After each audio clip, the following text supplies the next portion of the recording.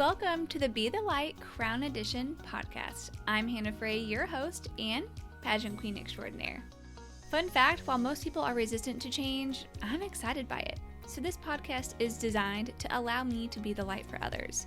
By sharing my experiences across countless topics where I demolished my fears, prejudice, expectations, and rebuilt brick by brick.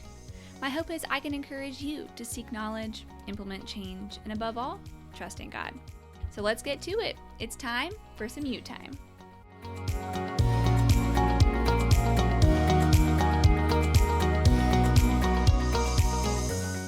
All right. Hello, everyone, and welcome back to Be the Light Crown Edition podcast. We are so very excited to continue our foster series with an interview with none other than my bestie, Rachel Fehland. Hello, Rachel.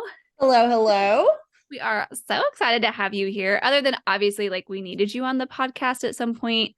You are one of my best friends and you're an avid listener. At least you tell me that you are. But more importantly, in your job and in your day-to-day, you're very close to foster care and you're very close to what I've been going through. So why don't we start by you introducing yourself, give us a little bit about your background, your history, whatever you want to share, and then we'll go from there. Yeah, of course. So as Hanna said, my name is Rachel Fehland. I currently am employed with the Indiana Department of Child Services. So I'm an ongoing caseworker. So what I do is I follow, once a case is opened, I follow that to case closure, whether that be through reunification, guardianship, adoption. We have a really cool program here in Indiana called collaborative care, which I can talk about a little bit later. So that's something for our older youth. My background, I have worn many hats, but the majority of my professional career has been with some kind of social service or mental health position, I guess. I had a stint in special education, was not my vibe. But this is really where I thrive, and it's where my passion is, helping, kids in the state of Indiana. And I'm a voice for the voiceless a lot of times. 100%. So, educationally, my bachelor's degree is in sociology, graduated from Indiana University, getting ready to get my master's in social work from Indiana University as well. So that double IU degree is a pretty big deal for me. But yeah, so that's you. I didn't know you were going back for your master's. Good for you. Surprise, sis. Yeah, I know. Excuse me, finding about this on the podcast, but no, that's great. I'm so excited for you. I thought I told you. I didn't mean to spring on you. I thought I told you that. It's fine. I'll let it go. You've been a little busy. Yeah. Also, just recently got your dream home. It's a beautiful house. Yeah. You guys are just thriving. All the doggies, all the things. Yeah. So I'm gonna apologize in advance if any of my dogs do anything crazy in the background.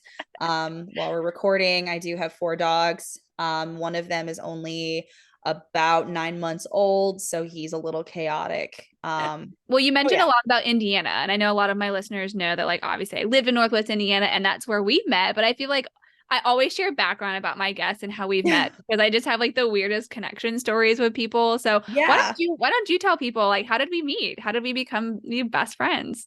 So I was Mrs. Indiana United States 2018. So the year after Hanna, and I had a struggle getting my crown and sash before I needed my pictures. So I reached out to her and I was like, hey, weird question. Is there any way I could borrow your crown and sash for pictures? And she's like, yes, sis, I got you. No problem. We found out we had a lot in common. And then I've been a local director in the Miss Indiana organization since I'm lagging there for a minute. Oh, that was weird. I've been a local director in the Miss Indiana organization since 2015, and got you to come on board as my co-director during your time here, and just hit it off. We're basically the same person in different fonts. So This is true. I met and filled a need that you had. And then I think I'd also reached out about volunteering for your pageant. So I was like, oh, you host, one of the pageants Yeah. locally. Yeah. And And I then was turns like, well, I don't need any judges right now, but I could use a co-director. So yeah, she's like, want to help me run the thing? I'm like, sure, let's do this thing. So that's how it started. And here we are. And we yeah. make a pretty good effort of traveling to see one another and making time for one another, Oh which I yeah. so appreciate about our friendship. And I mean, we talk all the time, even if it's just like random memes on TikTok and Instagram and text, maybe Oh yeah. simultaneously. No, for sure. And then like Yeah. even weird things like finding out we were both going to be in Tampa at the same time. Oh my gosh, yeah, how could I forget? And we made time for each other then too. That was so Yeah. fun and absolutely so random. So love that for us. We'll plan our next get together soon. So yeah, that's kind of our background for folks who are curious. If you've been around a while, you've seen me posting, stuff with Rachel. But yeah, she's in Indiana, sadly. I'm now in Mississippi, but still keep up with one another. And she's been such a great support for me as well as I kind of explored, do I want to get into foster care? It was right around the time, or maybe it was after. I'm trying to remember like what the timeline was, because we started to apply in February and we became eligible in end of July. And how long have you been with the agency? I I've think it's not the been, right word, but I mean, it is an agency. But yeah. I've been with the department for, it'll be 2 years in June. Okay, yeah. So it was before that then. So Yeah. you were, yeah. So we've had those conversations about what that might look like, and you were able to help me answer some of my questions about the certification process, which was super helpful. I think one thing that would be helpful to kind of kick things off is to explain, how you initially got into social work. Like, what kind of has been your driving force on wanting to serve in that way? Yeah, so I've always wanted to work for DCS. Like ever since I graduated, it's something that I wanted to do. And unfortunately, time was just never right. And I'm a firm believer that everything is in God's timing. And I think he knew that fresh out of college, 22-year-old Rachel would not have what it takes to work for Yeah. DCS because it is grueling and you have to have thick skin. And Mhm. I at 22, I mean I still cry very easily like if my emotional state deviates anywhere outside of neutral, but um it's really one of those things that I worked for and I applied several times. And I know that you've talked in the past on episodes about just trying new things and not being afraid to try new things. And so I did try new things. I did mental health case management. I worked as a skills trainer and case manager at a residential facility for quite some time. um, Mhm. I worked with kids in coming out of the foster care system as a life coach. And but the drive to want to work for the department never went away. And Mhm. so when I finished with doing special education and I just needed something different. Mhm. um there was an opening at one of the counties, and it wasn't my county. But I was like, you know what? It's a good county. I'm going to give it a try. And they called me for an interview. I came in, sat down with the interview. And the previous interviews, they would hand you this picture, and it was of what looked like a hoarder's house. And they told me to write something about it. And Mhm. more times than not, I was told I was like, I'm trying to think, how did they word it? I was told that I was too descriptive, but not descriptive enough for what they wanted. Hmm.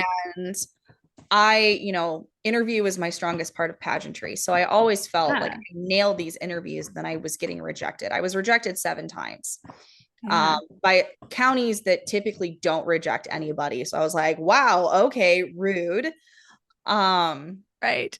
but I applied for the county that I work in now, and I did the interview, and they called me pretty much before I even left the parking lot.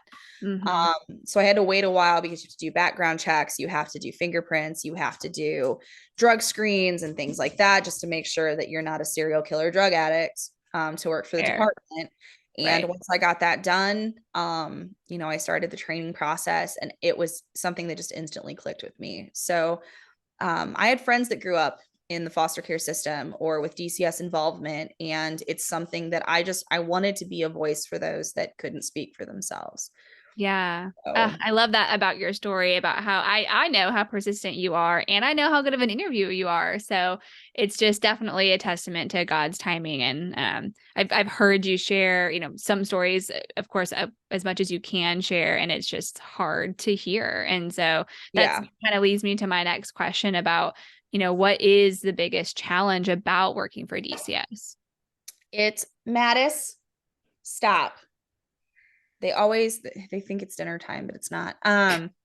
So biggest challenge is definitely, when things don't go as they're supposed to. Mm, Um, a lot of times the timelines are grueling because we are held to a certain standard of what the timelines are supposed to be from case opening until we should be closing. And sometimes those come with the termination of parental rights. mhm. And the problem is, um, with the foster system in Indiana, and I'm going to bounce around all over the place with a lot of these things, and it may be ADHD, it may be passion, it may just be because that's how we segue into things. But No, that's great. with the foster care system, when a child is over the age of 12, the chances of them being able to find a foster home that is willing to adopt them decreases dramatically.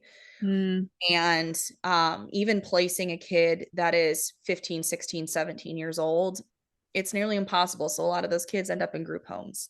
mhm, And that's really, really hard to see a kid that's been through so much and have them feel like they're not wanted. mm, And I've had more than a few of them that have said, well, Miss Rachel, can I come home with you? Nope, mm. I'm not allowed to bring things home anymore. Um, Yeah. Yeah. I I know your husband, so Yeah.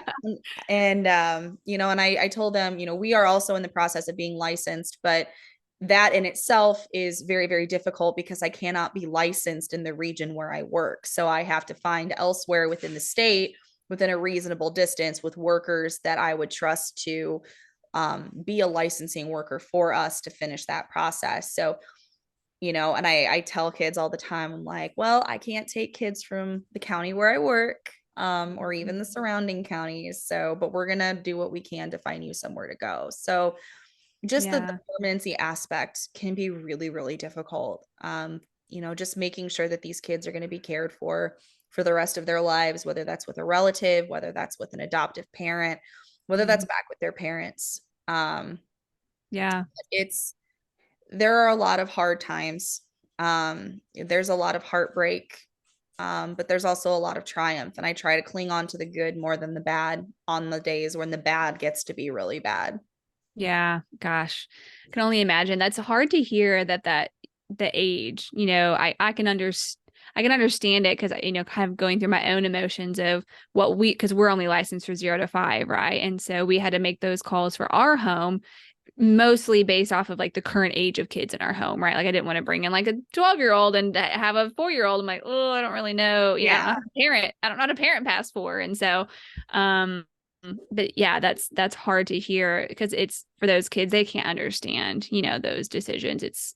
They just feel like they're not wanted. So, and Yeah. and I've talked about this in my previous episodes, but Skylar's dad, right? He was in a boys' home in St. Louis, but I want to say he was adopted out at age 8, which still feels kind of late, Yeah. So totally understand. Well, on that note, what is the favorite part of the job, the best part of the job for you? Oh my goodness.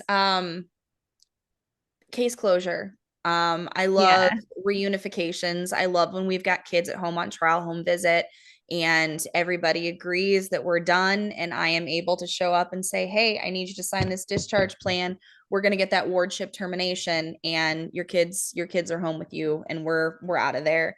Um, Mm, but adoption hearings are just amazing, especially for kids that have been through a lot. We have a lot of kids with a lot of trauma, and when they mhm. finally get to go up and stamp their adoption decree or bang the gavel, it's really beautiful, and there's usually never a dry eye in the house. Um, Yeah. and I get a lot of very, very grateful parents as well. And that is something that, when people think about DCS or DCFS, CPS, whatever it's called in whatever region your listeners are in, Mhm. they think that these parents are terrible people. And I deal with my fair share of evil and anger and cruelty, but sometimes they just need a little bit of help. And there's a lot of phoenix rising from the ashes moments that I have had, and it's truly beautiful to see, and it's humbling to be a part of these people's stories. Yeah, I love to hear that because there is certainly, even for me, before coming into my role as a foster home, of that stigma, right? And thinking, gosh, these parents just are they just like idiots, or do they just truly not know any better? Or are they just terrible people and know they are and choose to be? And to your point, I think there's a mixture of both, but it's not exclusively one way or the other. I'd actually be curious, just anecdotally from your experience, what is like the ratio of reunification versus adoption versus like staying in the system? Do you feel like you have more reunifications than you thought, or does it kind of lean heavily towards adoption? We do have just within the state, I think reunification is kind of our primary goal, Right. because a lot of people think the goal of foster care is to keep kids somewhere safe until they can be adopted. The primary Mhm. goal of foster care is for children to have a safe space to be so that we can work towards reunification. The goal of foster care is not adoption, it's reunification. Yeah. Now, granted, do sometimes children need to be placed in a pre-adoptive foster home? Yes, because reunification is not always, in an ideal world, reunification would be the 100% outcome. Sure. But reality, not everybody's able to get themselves together, Yeah. um, to have reunification be the outcome. So, um, I can't really speak to my county or the state as a whole, because it does vary. Mm. It really depends. Um, goodness. But um, I would say, if I had to guess, maybe 60% reunification, 30% adoption or guardianship, and 10% our older youth services. Hmm. Kind of aging out of that. Yeah. Yeah. So the good thing is, and I had mentioned before, the collaborative care, we have a really, really great program, and I think it's a federal thing. So I'm guessing that they have it all over the nation, but we really are proud of it here in Indiana. And it's a program called Collaborative Care. It's getting a new name, but it's going to be Collaborative Care because I hate learning new acronyms. Um, Right. but it is a service to help kids that are teetering on aging out, so that they're not just left on somebody's doorstep with no resources or skills at 18. But this follows them until 21.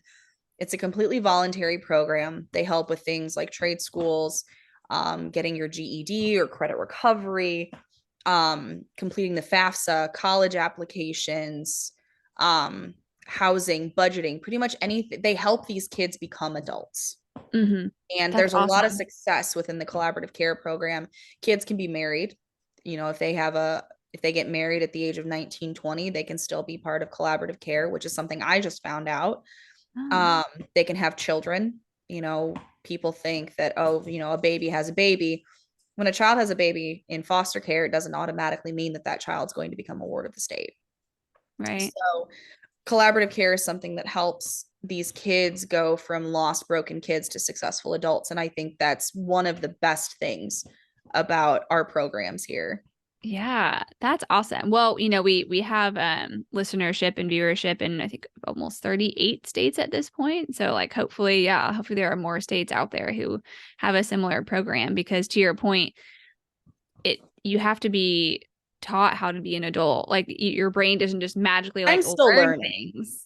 Right. I mean, yeah, I'm 31 and I still feel like where's the adult sometimes in the room? Like, is it me? So, I mean, it's so important to give these kids life skills because we just don't want that perpetuation, which is oftentimes, yeah, what we're seeing. That's great to hear. Well, to that point, is there one thing that you wish people like knew or understood that's maybe a common misconception about foster care or social work or DCS or what have you? Oh my goodness. This is going to be a 6-hour podcast if I get into all of it. You gotta pick one, Rachel, or your top two, So I'll hit my bullet points. maybe. So when it comes to social workers and like DCS, DCFS, CPS, um, we our job is very, very hard. We don't like breaking up families, but we love putting them back together. Mm-hmm. And a lot of people think of us as just these super cruel, cold people, and that's not the case. You do have to have a big heart to do this. Yeah. And with foster care, specifically with foster kids, a lot of people look at foster kids and think they're broken or unwanted. And again, that could not be further from the truth. These kids are the poster children for resiliency most times. Like they have trauma and they need help to work through them. Yeah. But these kids are phenomenal. And a lot of them go on to become social workers or teachers or somebody that will be able to help give back to other children. And and foster parents, one of the things I hear a lot is, oh, foster parents are just in it for the money. It's not. Mm-hmm. That's not the case. To open up your home and your family to a child in need is something that is truly selfless and beautiful. And you know, I see so many foster parents that when reunification happens, it's bittersweet because a child has been a part of their family for anywhere between a couple months and a couple years. And now Yeah. these children are going home and they're happy that they're going home to their families, but it leaves a void. It leaves a Yeah. void in your life. And um, so it, these people don't do it to make money. They don't do it for, I mean, granted, there's always bad apples in every bunch, but I don't want to focus on that. Foster parents are truly making a difference in the lives of children, and they are selfless superheroes in my book. We right now have a shortage of foster parents. It used to Mhm. be that we just had trouble placing older kids, but right now, we're having trouble placing babies, which Wow. is unheard of. Yeah, it's Yeah. I we're was always going. told babies always get placed. Yeah, Yeah. we're having trouble placing younger kids too, and it's really, really difficult because if we don't have foster parents in the same area where their kids are at, especially if we have siblings, they get split up and they could be clear across the state. Yeah. So, if anybody is listening, specifically in the state of Indiana, we would love if you're Mm. being called to it and you feel like, you have what it takes to be a foster parent. So for us, foster parents have to be at least 21, pass a Mhm. criminal background check and criminal history, including fingerprints, which to become a foster parent, um, and this is for relative care too, relative kinship. Um, the you don't really have to pay for a whole lot. You've got to have financial stability, owner Mhm. rent housing that meets the physical safety standards. So you've got to have the smoke detectors, you have to have adequate bedroom space, reliable transportation, Yep. um, make sure that everybody in the house is healthy. That includes pets. Making sure Mhm. your pets are all up to date on rabies shots and everything like that. Yep. Um, and then there's some classes that you have to take. Um, Mhm. but you don't need to be married. You don't need to have children. You don't have to be heterosexual or heteronormative. Um, Anybody can that meets the basic criteria could be a foster parent. Pretty much the biggest requirement is that you need to be willing to open up your heart and your home to a child in need. Yeah. And kids siblings especially can share a room. There are, um, different requirements for ages of kids that can share rooms and things like that. But don't think just because you only have two bedrooms that you can only have, one foster child, that you can work with your licensing worker on that. And I'm not on the licensing side, so I can't speak to exactly what those are, but I just know that there is Gunny. Sorry, nightmare puppy. I just know that there is a huge need for foster parents across the country, but I can speak specifically for Indiana that we are in desperate need of foster parents. Yeah. That's great to share. And it's a good point that you make. And I wanted just to call back to like the interesting, like almost like negative thoughts about foster parents sometimes is you hear these horror stories of families just taking in a bunch of kids and making money. And I don't know if people understand why that might be. So just wanted to kind of explain, like, you do get a monthly stipend for accepting a foster child into your home. It's for us, this is public information, so I can share it. It's like around $700 for just a regular placement in the state of Mississippi. There are sometimes extra payments if your kid is like special needs or there's other things at play there, but that is to cover food, housing, clothing, like everything, and any additional daycare expenses. In our case, we have a daycare voucher. It doesn't cover 100% of the cost, so we still pay a good chunk out of our monthly stipend for daycare. So I mean, I guess if you had a ton of kids, you could make money. I feel like we're to be completely transparent, we haven't gotten a single payment. The state's messed up our payments, so like, Oh my LOL. goodness. We haven't gotten paid in like 3 months, so there's that. But yeah, ideally you're supposed to get paid, and they're working on that, I guess. So yeah, but I guess the concept is there that if you had a bunch of kids, you could be, making Yeah. money, I guess, so to speak. But really, that money is to go to taking care of the kids and ensuring that like we, pay to have Journey's hair done, just because it's, we want to make sure it's done correctly, and there's a certain way in which you need to work with, African American hair. Learn to do it, but it's just better if we can pay someone to braid it so it lasts longer and it's done better. Paying for clothes for school uniforms, making sure that we take her out to do fun things like go to the movies. So we feel like we break even with a single placement, but to your point, there are people who kind of find a way to keep that money and use it as an income. So Yeah. And it's, if you're a licensed foster parent, you don't have access to a lot of the things that maybe a relative placement or a kinship placement would have, such as clothing vouchers and things of that nature, because that per diem does pay for a lot of those things, and it does vary based on the needs of the child. And I think for it sure. varies even by state. But with the cost of living, a lot of people are struggling to figure out how to do groceries for their own kids. So, if they have the heart to take in another child and give them a safe place to be until they can find stability and permanency, then I mean, the least that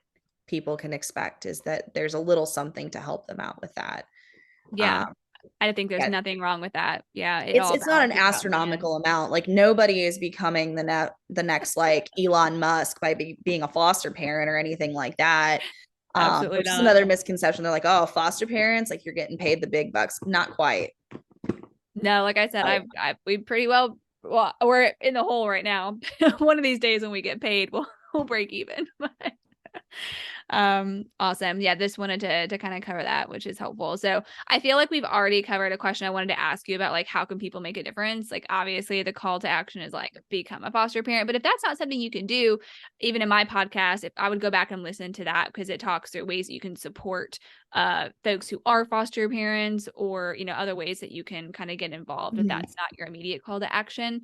So yeah, kind of moving into our last few questions here then. So what would you say is maybe your biggest pet peeve about the foster system today? Like something that kind of just like irks you? Oh, I think I don't even say it's a pet peeve or an ick, but people just being selective for no reason, I guess. Ages I get, especially if it is because um you have small children in the house and things like that. But I think my biggest pet peeve would probably be just that I have seen some foster parents treat their biological kids differently than their foster kids. And for a child that really has nothing or has nobody, that's a big ick. But we're really blessed with the foster parents that we have. Honestly, I really don't have any right now that I can think of off the top of my head that even make me regret, starting the process to become a foster parent. We Great. really are blessed. We have quality over quantity with our foster parents right now. But I think the important thing to know is that if you're going to become a foster parent, first of all, a lot of people, going back to the misconceptions, a lot of people think that if you become a foster parent, you have to take every child when you're called. Mm, And that's also not the case. At least in Indiana, you can say no if you feel like your house is too full, or you're having a difficult time with one of your kids. You don't have to say yes. right. But if you kind of like on that same topic, if you're thinking about becoming a foster parent, it's important to know that you're not going to get a perfectly behaved little angel that's going to clean up after themselves and not be a picky eater. You're getting a child that has been removed from everything they've ever known. And you Mm-hmm. may be the sixth, seventh, eighth, ninth foster home that they've been in. Mm-hmm. So the important thing is for parents to just give these kids grace, A lot of because, great. you Yeah. know, a lot of adults don't deal well with change. But if you have a child who, may be special needs that's in their eighth foster home within 2 years, there's going to be a lot of difficulty there. Yeah. That's a good point. And it's something that we were prepared for, probably from talking to you, honestly, and just talking to other families who are, foster parents already, which is a great way to kind of start the conversation. Even then, even I thought we were like so ready, even with accepting our first placement. She's, more so like maturity wise and like emotionally wise, more like my 2-year-old. And so that's been an interesting thing to navigate, because I was like, oh, we're accepting, a 4-year-old. So she'll be like my 4-year-old, close to it, right? Your And 4-year-old's on a different level though. my 4-year-old's actually 14. Yeah, So he's a grown adult. He has a mortgage and a 401k. he literally bagged my groceries the other day at the grocery store. I love him so much. I was like, Everett, why are you amazing? I mean, I'm not even kidding. He put even all the cans together, all the code stuff together. I'm like, you even did it right. Like, what? It's just Just amazing shows to he's me. watching you.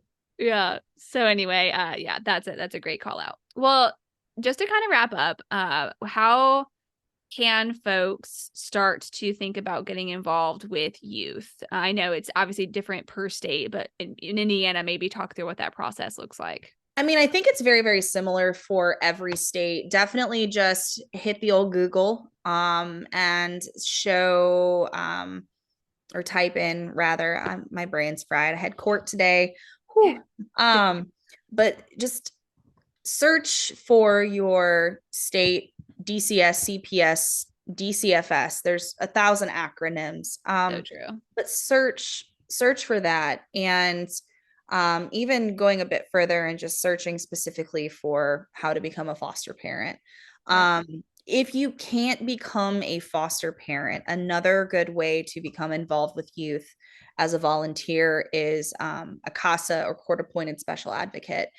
Mm, CASAs represent the kids in court. They speak up on the kids, interest. And it's one thing if it's a 2-month-old baby, but when you're have a child that's 10, 11, 12 years old, having somebody that can voice their concerns and their thoughts in court and be in their corner and only mm, in their corner is huge.